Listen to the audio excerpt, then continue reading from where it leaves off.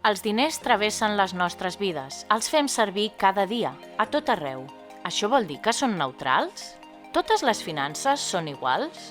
Algunes, a més del rendiment econòmic, fan servir criteris socials i ambientals per orientar les seves decisions. Són les finances ètiques.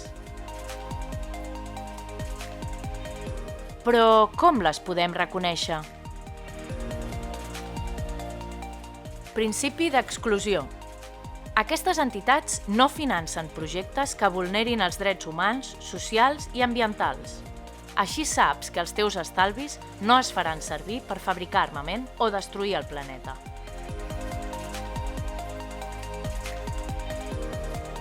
Principi de compromís. En comptes d'especular pensant en els guanys immediats, faciliten l'accés al crèdit i inverteixen en l'economia real.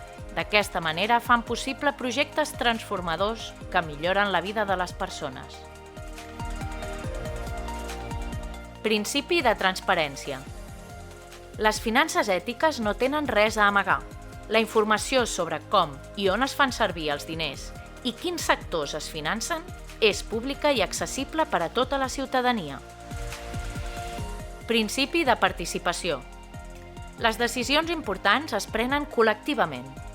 Implica un model organitzatiu que garanteixi la participació igualitària i democràtica de tots els membres del projecte, més enllà de la quantitat econòmica aportada.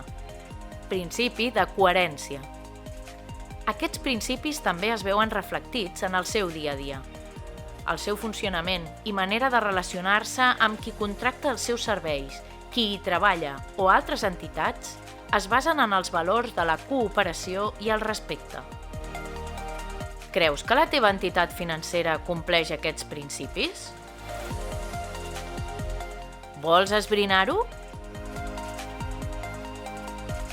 Visita scanner.dineretic.org i surt de dubtes.